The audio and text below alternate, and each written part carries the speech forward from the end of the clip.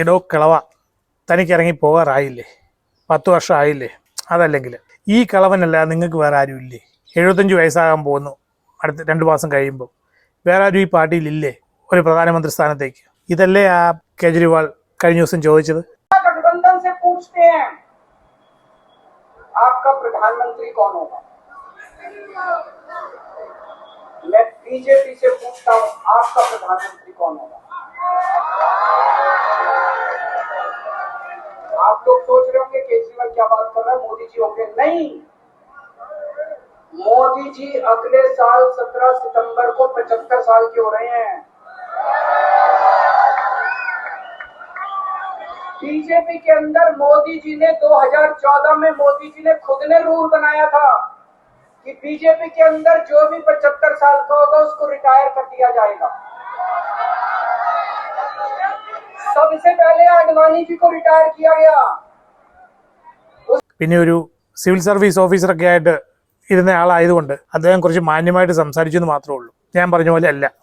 പ്രമോദ് പെരുമ്പായിക്കാട് കോട്ടയത്ത് നിന്നും അരവിന്ദ് കേജ്രിവാളിനെ സുപ്രീം കോടതി പുറത്തേക്ക് വിട്ടു. ചില സാഹിത്യകാരന്മാരൊക്കെ എഴുതിയല്ലേ, കൂട് തുറന്ന് പുറത്തേക്ക് വിട്ടു. ഇപ്പം അതാണ് ഇവിടെ സംഭവിച്ചിരിക്കുന്നത്. എനിക്ക് ബെയിൽ വേണ്ടാന്ന് പറഞ്ഞിട്ടും ഇന്നാ നീ പിടിച്ചോ ഈ ബെയിൽ, നീ ഈ ബെയിലുമായിട്ട് ഇവിടുന്ന് ഇപ്പോൾ പുറത്ത് പോയേ പറ്റത്തുള്ളൂ എന്ന് പറഞ്ഞ് ഈ സാധനം കൈക്കൊടുത്തങ്ങ് വിട്ടിരിക്കുകയാണ്. അരവിന്ദ് കേജ്രിവാൾ എന്താണ് ആവശ്യപ്പെട്ടത്? അദ്ദേഹത്തിനെതിരെയുള്ള കേസ് ക്യാൻസൽ ചെയ്യണം, ഇത് ബേസ്ലെസ് ആണ്, ഇത് മുഴുവൻ കള്ളത്തരമാണ്. അപ്പോൾ പിന്നെ ആർക്കായിരുന്നു ഈ ജാമ്യം കൊടുക്കണം എന്നൊരു ആവശ്യം? സുപ്രീം കോടതിനല്ലേ? ഇന്ത്യൻ നീതിന്യായ വ്യവസ്ഥയ്ക്കും എന്തോ തോന്നി ഈ മനുഷ്യനെ ഇപ്പോൾ ഇവിടെ ഇങ്ങനെ ജയിലിൽ പിടിച്ചിട്ടിരിക്കുന്നത് അത്ര ശരിയായിട്ടുള്ളൊരു നടപടിയല്ല, രാഷ്ട്രീയമായിട്ടുള്ള ഒരു പകപോക്കലാണ്. എന്തിനേളെ ഇങ്ങനെ പിടിച്ചു വെച്ചുകൊണ്ടിരിക്കുന്നു ഈ ഇലക്ഷൻ്റെ സമയത്ത്? ഇലക്ഷൻ തീരുമാനിച്ചത് മാസങ്ങൾക്ക് മുമ്പാണല്ലോ, 6 മാസം മുമ്പെന്ന് വേണമെങ്കിലും പറയാമല്ലോ അല്ലേ? അപ്പോൾ ഇതെല്ലാം കൂടെ ഒന്ന് പ്ലാൻ ചെയ്ത് ഇലക്ഷൻ്റെ സമയത്ത് ഒരു വലിയൊരു പാർട്ടിയുടെ നേതാവിനെ, ഒരു ചീഫ് മിനിസ്റ്ററെ ജയിലിലിടുക, എന്നിട്ട് ആ പാർട്ടിയുടെ കൈയും കാലും കെട്ടിയിടുക, അവരൊരു യൂസ്ലെസ് പാർട്ടിയാക്കി മാറ്റുക, ഇതൊക്കെ അല്ലായിരുന്നോ ഈ ഗവൺമെൻറ്റിൻ്റെ ശ്രമം? നമ്മൾ സാധാരണക്കാർ പുറത്തേക്ക് നോക്കുമ്പോൾ കാണുന്നത് പോലെ അല്ല നമ്മളെ തന്നെ പ്രതികരിക്കാറില്ല. ഇതെന്തൊരു ന്യായമായത്? അത്രയ്ക്കും വേണമായിരുന്നോ? അതിൻ്റെ ആവശ്യം ഉണ്ടായിരുന്നോ? പക്ഷേ നമ്മളൊന്നും പറഞ്ഞാൽ അതിനൊരു വലിയ വില കിട്ടില്ല. കാരണം നമ്മളാരും വലിയ നേതാക്കന്മാരല്ല. അറിയപ്പെടുന്ന എല്ലാ പാർട്ടികളിലെയും നേതാക്കന്മാർ ഇതിനെതിരെ പ്രതികരിച്ചു. പക്ഷെ അതുകൊണ്ടൊന്നും ഒരു പ്രയോജനം ഉണ്ടായില്ല. 50 ദിവസങ്ങൾക്ക് ശേഷമാണ് സുപ്രീം കോടതി തന്നെ മുൻകൈയെടുത്ത് ഇദ്ദേഹത്തിനെ പുറത്തേക്ക് വിട്ടിരിക്കും. ആ സുപ്രീം കോർട്ട് എന്ന് പറയുന്ന ആ വലിയ മഹത്തായ സിസ്റ്റം, ഞാൻ സ്ഥാപനം എന്ന് പറയുന്നില്ല, അവർക്കും എന്തൊക്കെയോ തോന്നി തുടങ്ങി. ഈ ഗവൺമെൻറ്, ഈ മോഡി ജി ആൻഡ് കമ്പനി അത്ര ശരിയായിട്ടല്ല കാര്യങ്ങൾ ചെയ്യുന്നത്. അതുകൊണ്ടല്ലേ ഇങ്ങനൊരു നടപടി ഇപ്പോൾ ഉണ്ടായത്. ഒരു ഗവൺമെൻറ്റാണ്, ഡെമോക്രാറ്റിക് വേയിൽ പവർ കയ്യിൽ കിട്ടി, അതുകൊണ്ട് എന്തും അങ്ങാകാം എന്ന് ഈ മോഡി ജി ആൻഡ് കമ്പനി തീരുമാനിച്ചല്ലേ? കഴിഞ്ഞ കുറേ വർഷങ്ങളായിട്ട് അതിലെ ഇവിടെ നടന്നുകൊണ്ടിരുന്നത്. എത്ര പേരെ പിടിച്ച് ജയിലിലിട്ടത്? അപ്പം നമുക്ക് AK കുറിച്ച് സംസാരിക്കാം. AK എന്ന് പറഞ്ഞാൽ ഓട്ടോമാറ്റിക് കലാസ്നിക്കോഫ് ഹാൻഡ് ഹെൽഡ് മെഷീൻ ഗണ്ണിൻ്റെ കാര്യമാണ് എല്ലാവർക്കും പെട്ടെന്ന് ഓർമ്മ വരിക. അതിർത്തിയിലെ പട്ടാളക്കാരിലെല്ലാം ഉള്ളൊരു തോക്കാണ്. ടെററിസ്റ്റൊക്കെ ഈ തോക്കൊക്കെ ആയിട്ട് വരുന്നതൊക്കെ നമ്മൾ പലപ്പോഴും ഇങ്ങനെ കേട്ടിട്ടുണ്ട്. നമ്മളാരും തന്നെ ടെററിസ്റ്റിനെ ഒന്നും കണ്ടിട്ടില്ല. ഇപ്പം നമ്മുടെ ഇന്ത്യൻ രാഷ്ട്രീയത്തിലെ ഒരു AK-47 തന്നെയാണ് അരവിന്ദ് കേജ്രിവാൾ, അല്ലെങ്കിൽ AK അല്ലേ? എനിക്കങ്ങനെ തോന്നുന്നു. ഇത് ഞാനല്ല ആദ്യമായിട്ട് വിളിച്ചത്. വർഷങ്ങൾക്ക് മുമ്പ് തന്നെ ഈ ഷാർപ്പ് മൈൻഡഡ് ഇൻ്റലക്ച്വലിനെ ചിലരൊക്കെ അങ്ങനെ വിളിച്ചിരുന്നു. അദ്ദേഹം ഒരു പാർട്ടി ഉണ്ടാക്കി, ആം ആദ്മി പാർട്ടി എന്ന് പേരിട്ടു. ഡൽഹി പോലെ ഉള്ള ഒരു സംസ്ഥാനം ശരിക്കും BJP-യിൽ നല്ല പിടിച്ചെടുത്തത്, കോൺഗ്രസ് പാർട്ടിയിൽ 95% സീറ്റും പിടിച്ചെടുത്തു ഭരണം നേടിയെടുത്ത മഹാനായ വ്യക്തിയാണ് ഈ AK. അദ്ദേഹത്തെ എന്തോ ഒരു കള്ളക്കേസ് കുടുക്കി. അതായത് ഈ AKയ്ക്ക് അതിൽ നേരിട്ട് പങ്കുണ്ടെന്ന് ഇതുവരെ അവർ പറഞ്ഞിട്ടില്ല. എന്തോ ലിക്കർ സ്കാം എന്നൊക്കെ പറയുന്നു. ഇവരുടെ പാർട്ടി, ആം ആദ്മി പാർട്ടി, എന്തോ ഒരു മദ്യനയം നടപ്പിലാക്കി.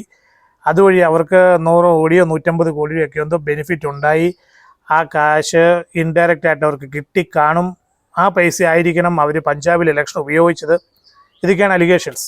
ആ പാർട്ടിയുടെ സ്ഥാപകനായതുകൊണ്ട്, ആ പാർട്ടിയുടെ ഹെഡ് ആയതുകൊണ്ട് മാത്രം ഈ വ്യക്തിയെ അറസ്റ്റ് ചെയ്യണം, ഞങ്ങൾക്ക് കസ്റ്റഡിയിൽ വേണം എന്നാണ് ED ആവശ്യപ്പെട്ടത്. 50 ദിവസം ജയിലിൽ കിടന്നിട്ട് പുറത്തു വന്നിരിക്കുന്നു. അദ്ദേഹം ചെയ്ത ആ അറ്റാക്ക് നിങ്ങൾ ശ്രദ്ധിച്ചോ? ഇത്രയും നല്ലൊരു അറ്റാക്ക് ഞാൻ ഈ അടുത്ത കാലത്തും കണ്ടിട്ടില്ല. ഓരോരോ പോയിന്റ് പറഞ്ഞു. എനിക്ക് തോന്നിയത് നമ്മൾ ഇപ്പോഴത്തെ ഈ വേനൽക്കാലത്ത് ഇടയ്ക്കുന്ന ഒരു മഴ വന്നു കഴിയുമ്പോൾ നമുക്ക് എല്ലാവർക്കും വലിയൊരു സന്തോഷം വരത്തില്ലേ? വേനലിലൊരു മഴ എന്നൊക്കെ പറഞ്ഞ് സിനിമ തന്നെ ഉണ്ടാക്കിയിട്ടുണ്ട്, അല്ലെങ്കിൽ അതിനെക്കുറിച്ച് പാട്ടുണ്ടാക്കിയിട്ടുണ്ട്, ഒരു പഴഞ്ചൊല്ലായിട്ടുണ്ട്. ആ ഒരു ഫീലിംഗാണ് എനിക്ക് ശരിക്കും വന്നത്. വേനലിലൊരു മഴയാണ് നമ്മുടെ AKയുടെ ആ പ്രസംഗം. ആകെപ്പാടെ മൂഡ് ഓഫ് ആയിട്ടിരിക്കുകയായിരുന്നു കഴിഞ്ഞ 1.5 മാസമായിട്ട്. പ്രത്യേകിച്ച് പ്രതിപക്ഷമൊന്നും ചെയ്യുന്നില്ല. അല്ലെങ്കിൽ പ്രതിപക്ഷം എന്ന് പറയുന്നത് ഉണ്ടോ ഇല്ലയോ എന്ന് തന്നെ സംശയമായിരുന്നു. ഓരോ സംസ്ഥാനത്തെയും പാർട്ടികൾ, റീജിയണൽ പാർട്ടികൾ, എസ്പെഷ്യലി സൗത്ത് ഇന്ത്യ എന്തൊക്കെയോ ചെയ്യുന്നുണ്ടായിരുന്നു. എങ്കിലും മോഡി എന്ന് പറയുന്ന ഈ മഹാമാരി ഇന്ത്യയുടെ ഭരണം വീണ്ടും പിടിച്ചെടുക്കാൻ പോകുന്നു. വീണ്ടും ഈ വർഗീയത, മുസ്ലിം വിരോധം ഇതൊക്കെ പറഞ്ഞ് ഒരു 5 വർഷം കൂടി നമ്മളെയൊക്കെ അങ്ങ് ഫൂളാക്കാൻ പോവുകയാണ്. ഇതോർത്തുള്ളൊരു ഡിസപ്പോയിൻമെൻറ്റിലായിരുന്നു ഞാൻ. എന്തായാലും ശനിയാഴ്ചത്തെ AK-യുടെ ആ പ്രസംഗം, ആ പ്രസ് കോൺഫറൻസ് ശരിക്കും ഒരു റിജുവനേഷനായി എനിക്ക്. പട്ടാളത്തിലെ ഒരു അലിഖിത നിയമമുണ്ട്. ഇനി ലിഖിതമാണെന്നും എനിക്കറിയില്ല, ഞാൻ പട്ടാളക്കാരനല്ല. ഒരു പട്ടാളക്കാരനെ ഒരിക്കലും ചുമ്മാതിരുത്തരുത്. ആർമിയിലെയോ ഏത് തരത്തിലുള്ള പട്ടാളമോ ആയിക്കോട്ടെ, അവരെ എപ്പോഴും എൻഗേജ്ഡായിട്ട് വെച്ചേക്കണം. അവർക്ക് എന്തെങ്കിലുമൊക്കെ പണി കൊടുക്കണം. ഇല്ലെങ്കിൽ ഇവർ ചുമ്മാ ഇരുന്ന് കഴിഞ്ഞാൽ, ഇവർ കൂട്ടം കൂടി ഇരുന്ന് കഴിഞ്ഞാൽ അവരൊരു പക്ഷേ പഴഞ്ചൊല്ല് പോലെ വെറുതെ ഇരിക്കുന്നവൻ്റെ മനസ്സിൽ സാത്താൻ കടന്ന് കയറും. ആ വിശേഷണം ശരിക്കും നമ്മുടെ പട്ടാളത്തിലാണ് ശരിക്കും നടപ്പിലാക്കിയത്. അവരൊരിക്കലും ആരെയും ചുമ്മാ ഇരിക്കാൻ സമ്മതിക്കില്ല. ഒരു പണിയില്ലെങ്കിൽ അവിടെ ഒരു സ്ഥലത്തിരിക്കുന്ന ഇഷ്ടിയെല്ലാം കൂടെ പെറുക്കി 50 മീറ്റർ അപ്പുറത്ത് കൊണ്ട് വെക്കാൻ പറയും ഒരു 15 പേരോട്. അടുത്ത ദിവസം വേറൊരു 15 പേരോട് ആ ഇഷ്ടി എടുത്ത് വീണ്ടും പഴയ സ്ഥലത്ത് തന്നെ കൊണ്ട് വെക്കാൻ പറയും. ഇങ്ങനെ വരെ ഇവരെ എൻഗേജിലാക്കി വെക്കും. ശരിക്കും ഈ മോഡിജി കാണിച്ചൊരു ബ്ലണ്ടറല്ലേ ഇങ്ങനെ പിടിച്ച് 19 ദിവസം ജയിലിലിട്ടത്. ബ്ലണ്ടർ അല്ല എന്ന് മോഡിജി വേണേൽ പറയായിരിക്കും. അവർ പ്രതീക്ഷിച്ചത് 50 ദിവസം ഒന്നല്ല, ഇലക്ഷൻ കഴിയുന്നിടം വരെയെങ്കിലും ഇയാൾ അകത്തിടാമായിരുന്നതാണ്. അപ്പോൾ ഇവിടെ ഈ നമുക്കൊക്കെ ഉള്ളൊരു വിശ്വാസം ഉണ്ടല്ലോ, ഞാൻ കോർട്ടിൽ വെച്ച് കണ്ടോളാം. ഈ കോർട്ട് എന്നുള്ള പറയുന്ന ആ സിസ്റ്റം നമുക്കിപ്പോഴും നമ്മുടെ ജുഡീഷ്യറിയിൽ വിശ്വാസമുണ്ട് അല്ലേ. അതുകൊണ്ടല്ലേ നമ്മളെല്ലാവരും അങ്ങനെ സംസാരിക്കുന്ന ഇടയ്ക്കൊക്കെ. ഈ മോഡിജി ആൻഡ് കമ്പനി ഇങ്ങനെയൊരു സെറ്റ് ബാക്ക് പ്രതീക്ഷിച്ച് കാണില്ല. 50 ദിവസം വളരെ തിരക്കിലായിരുന്ന ഒരു ചീഫ് മിനിസ്റ്റർ, ഒരു പാർട്ടിയുടെ ഹെഡ്, ഒന്നിനും സമയമില്ലാത്ത ആൾ, ദിവസവും 15-16 മണിക്കൂർ ജോലി ചെയ്യുന്ന ഒരു വ്യക്തി, അയാളെ പിടിച്ച് ജയിലിൽ കൊണ്ടിട്ടിരിക്കും. ഒരു ഫയൽ പോലും നോക്കാൻ പാടില്ല, ഒന്നും ചെയ്യാൻ പാടില്ല. ശരി, ഈ 50 ദിവസം എന്ന് പറയുന്നത് ഈ മനുഷ്യനെ സംബന്ധിച്ചിടത്തോളം ഒരു വലിയൊരു ഹോളിഡേ ആയിരുന്നു. റീതിങ്കിങ്ങിനുള്ള, പുതിയ ഐഡിയകൾ ഉണ്ടാക്കിയെടുക്കാനുള്ള. ഒരു കാര്യം മറക്കരുത്, IRS ഇന്ത്യൻ റവന്യൂ സർവീസിൽ ഉണ്ടായിരുന്ന ജോലി വേണ്ടെന്ന് വെച്ചിട്ട് രാഷ്ട്രീയത്തിൽ ഇറങ്ങിയ ആളാണ് അദ്ദേഹം. ആളൊരു ബുദ്ധിമാൻ തന്നെയാണ്, ജീനിയസ് തന്നെയാണ്, അക്കാര്യത്തിൽ ആർക്കും സംശയമൊന്നുമില്ലല്ലോ. അയാളെ പിടിച്ച് 50 ദിവസം ചിന്തിക്കാനായിട്ട്, ആലോചിച്ച് തീരുമാനങ്ങൾ എടുക്കാനായിട്ട്, തൻ്റെ തീരുമാനങ്ങളെല്ലാം കൂടെ കമ്പൈൽ ചെയ്ത് പ്ലാൻ ഉണ്ടാക്കാൻ വേണ്ടിയിട്ടുള്ള ഒരവസരമല്ലേ ഈ മണ്ടൻ സർക്കാരായിക്കൊണ്ട് ചെയ്തു കൊടുത്തത്. അതല്ലേ നമ്മളിപ്പോൾ കാണുന്നത്. പുറത്തിറങ്ങി വന്ന ഉടനെ ആദ്യം തന്നെ ആ BJPയുടെ ഏറ്റവും മുകളിലിരിക്കുന്ന, പരമോന്നത പദവിയിലിരിക്കുന്ന ആ മനുഷ്യനെ വയസ്സൻ, കിളവൻ എന്ന് എല്ലാവർക്കും മനസ്സിലാവുന്ന ഭാഷയിൽ ഇറങ്ങി പോകാൻ മേലേടോ അല്ലെ ഇറക്കി വിടാൻ മേലെ എന്നുള്ള അർത്ഥത്തിൽ സംസാരിച്ചു. രണ്ടാമതായിട്ട് ഇവിടെയുള്ള കുറേ മണ്ണുണ്ണികളായ ലീഡേഴ്സ്, അവരെല്ലാം ശരിക്കും അങ്ങനെ മുഖമടച്ചൊന്ന് ആക്രമിച്ചില്ലേ. എന്താണെന്ന് മനസ്സിലായില്ലേ? എന്നെ നിങ്ങളാരും സഹായിച്ചില്ല എന്ന് അദ്ദേഹം തുറന്നു പറഞ്ഞില്ലെന്നേ ഉള്ളൂ. പക്ഷേ ആ ധ്വനി അയാളുടെ സംസാരത്തിലുണ്ടായിരുന്നു. അതുമാത്രമല്ലല്ലോ, എന്താണ് പറഞ്ഞത്? ഓരോ മുഖ്യമന്ത്രിമാരുടെയും പേരെടുത്ത് പറഞ്ഞ് അദ്ദേഹം പറഞ്ഞു, നിങ്ങളൊക്കെ അറസ്റ്റിലായേക്കും, മോഡി നിങ്ങളെയൊക്കെ അറസ്റ്റ് ചെയ്ത് ജയിലിലിടും, പക്ഷെ ഞാൻ നിങ്ങളോടൊപ്പം ഉണ്ട് എന്ന് പറഞ്ഞപ്പോൾ ഇവിടെ എന്താ സംഭവിച്ചിരിക്കുന്നത്? ഈ മണ്ണുണ്ണികളായ നേതാക്കന്മാരെ എല്ലാം അടച്ചാക്ഷേപിച്ചിട്ട് ഞാനെന്തിനാ ഇങ്ങനെ പറയുന്നത് നിങ്ങൾ വിചാരിക്കും. ശരിക്കും ഈ AK അറസ്റ്റ് ചെയ്തപ്പോൾ ഇവിടുത്തെ ഈ ഇന്ത്യ മുന്നണിയിലുള്ള എത്ര മുഖ്യമന്ത്രിമാരുണ്ട്? കോൺഗ്രസിൻ്റെ, DMK-യുടെ, തൃണമൂലിൻ്റെ, CPM-ൻ്റെ അല്ലെ LDF-ൻ്റെ, ഇവർക്കൊക്കെ അവരവരുടെ സംസ്ഥാനങ്ങളിൽ ശരിക്കും ഒരു ശരിയായ രീതിയിലുള്ള ഒരു അജിറ്റേഷൻ നടത്തിയിരുന്നെങ്കിലോ. കേരളത്തിലാണെങ്കിൽ LDF-ഉം UDF-ഉം ചേർന്ന് ഒരു ഭരണസ്തംഭനം അല്ലെങ്കിൽ ആ സംസ്ഥാനത്തെ മുഴുവൻ സ്തംഭിപ്പിക്കാനുള്ള ഒരു പവർ ഇവരുടെ കയ്യിലില്ലായിരുന്നോ? ഈ AK അറസ്റ്റ് ചെയ്ത് പ്രതിഷേധിച്ച് ഇവരാരും ഒന്നും ചെയ്തില്ല. അവരുടെ തലേന്നും അത്രയും പോയില്ല. അവർ ഈ AK-യുടെ ആ ബ്രെയിൻ എന്താണെന്നുള്ളത് മനസ്സിലാക്കിയില്ല. 3-4 ദിവസമോ അല്ലെങ്കിൽ ഒരാഴ്ചയോ എന്തൊക്കെയോ പറഞ്ഞ് ഒപ്പിച്ചിട്ട് അവരവരുടെ പണിക്ക് പോയി. AK-യെ കുറിച്ചുള്ള പ്രതീക്ഷ അവർ വിട്ടു. അവർക്ക് ശരിക്കും ഒരു അവസരമായിരുന്നു എന്തെങ്കിലുമൊക്കെ പറഞ്ഞ് ഒരു സ്റ്റാർ ആകാൻ വേണ്ടി. ഈ മുഖ്യമന്ത്രിമാരും ഒന്നും ചെയ്തില്ല, വെറുതെ ഇരുന്നു, 1-2 കവല പ്രസംഗമൊക്കെ നടത്തിയിട്ടു. അതുകൊണ്ടാണ് ഞാൻ പറഞ്ഞത് മണ്ണുണ്ണികളായ നേതാക്കന്മാരുണ്ട്. ഇവന്മാരെല്ലാം കൂടെ ഒന്നിച്ച് നിന്നിരുന്നെങ്കിൽ ശരിക്കും അതൊരു വലിയൊരു പ്രതിപക്ഷ ഐക്യമാകുമായിരുന്നു. ശരിക്കും ഒരു പ്രതിപക്ഷം ഇന്ത്യയിലുണ്ട് എന്നുള്ളൊരു ഫീലിംഗ് ഉണ്ടാകുമായിരുന്നു. അത് ഇവരെ കൊണ്ട് ചെയ്യാൻ സാധിച്ചില്ല. പക്ഷേ ഈ AK പുറത്തു വന്നപ്പോൾ പ്രസ് കോൺഫറൻസിലൂടെ എന്താണ് അയാൾ വ്യക്തമാക്കിയത്? ഞാൻ നിങ്ങളുടെ കൂടെ ഉണ്ട്.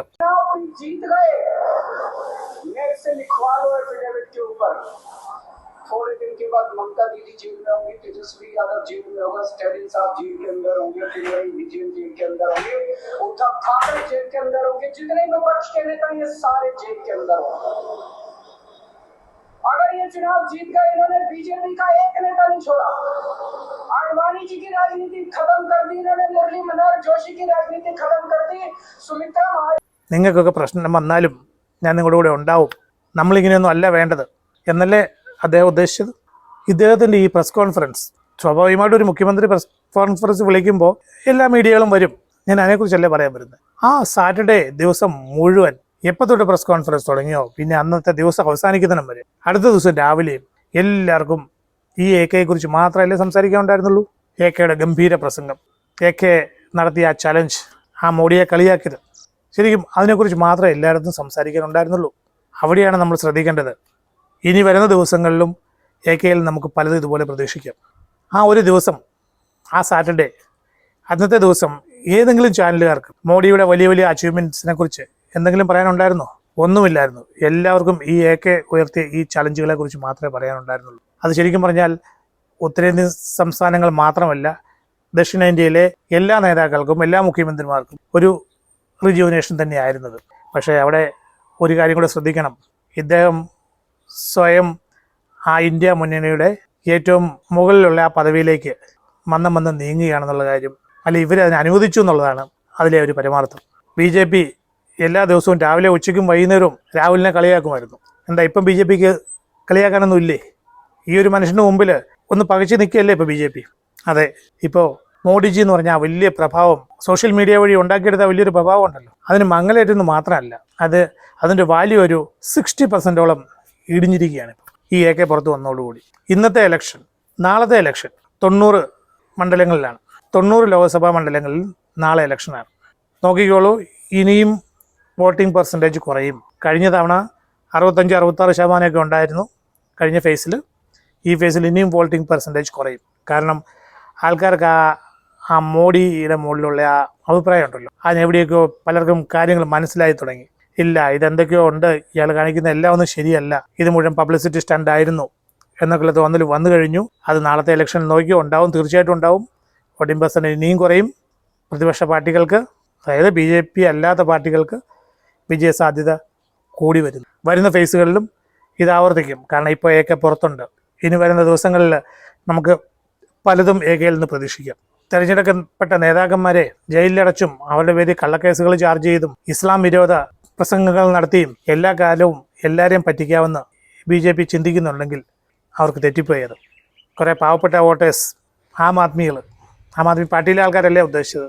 ഗ്രാമങ്ങളിലുള്ള ജനങ്ങൾ ഒരുപക്ഷെ ഇവരുടെ ഈ വലിയ വലിയ കള്ളങ്ങൾ ഈ പാവങ്ങൾ വിശ്വസിച്ചെന്ന് വരാം, അല്ലെ 2 തവണ വോട്ട് ചെയ്തു. പക്ഷേ കാര്യങ്ങൾ മനസ്സിലാക്കി കഴിഞ്ഞാൽ ഇവരാരും തന്നെ ഈ പാർട്ടിയെ, ഈ BJP തിരിഞ്ഞു നോക്കില്ല. ഇതൊരു ജനാധിപത്യ രാജ്യമാണ്. ലോകം മുഴുവൻ ഇന്ത്യ എന്ന ഈ ജനാധിപത്യ രാഷ്ട്രത്തെ അംഗീകരിക്കുന്നുണ്ട്. ഇവിടെയെല്ലാം സിസ്റ്റമാറ്റിക്കാണ്. ഇവിടെ പട്ടാള അട്ടിമറിയോ അല്ലെങ്കിൽ വലിയൊരു വയലൻസോ ഒന്നും ഉണ്ടാകാത്തൊരു രാജ്യമാണ് സ്വാതന്ത്ര്യം കിട്ടിയതിന് ശേഷം. ആ ഒരു ആദരവ്, ഒരിക്കലും ടെററിസത്തിനെ സപ്പോർട്ട് ചെയ്യാത്ത രാഷ്ട്രമാണ്. അത് ഏത് പാർട്ടി ഭരിച്ചാലും. അങ്ങനെയൊക്കെയുള്ള ഈ രാഷ്ട്രത്തിൽ ഒരാൾ ഏകാധിപതിയാകാൻ ശ്രമിച്ചാൽ അത് അയാളുടെ വിവരക്കേടെന്നേ പറയാൻ പറ്റുള്ളൂ. ഭൂരിപക്ഷം കിട്ടിയെന്ന് കരുതി എന്ത് തോന്നിവാസവും കാണിക്കാം എന്നാരെങ്കിലും ചിന്തിക്കുന്നുണ്ടെങ്കിൽ ഞാനിപ്പോൾ കൂടുതലൊന്നും പറയുന്നില്ല. ഞാൻ നിങ്ങളുടെ എല്ലാവരുടെയും കൂടെ ഉണ്ട്. ഞാൻ ഇനി ഡൽഹിയിലും പഞ്ചാബിലും മാത്രം ഒതുങ്ങുന്ന ഒരു നേതാവല്ല. ഞാൻ ഇന്ത്യയിൽ എല്ലായിടത്തേക്കും എത്താൻ പോകുന്നു എന്ന് പറഞ്ഞതുവഴി എന്താണ് ഇവിടെ സംഭവിച്ചിരിക്കുന്നത്? ആ പരമോന്നത പദവി, പ്രധാനമന്ത്രി കസേര, അതിലിരിക്കാൻ കൂടി ഞാൻ യോഗ്യനാണ് എന്ന് വ്യക്തമാക്കുകയല്ലായിരുന്നോ AK ചെയ്തത്? അതെ, ഞാനത് മനസ്സിലാക്കുന്നു.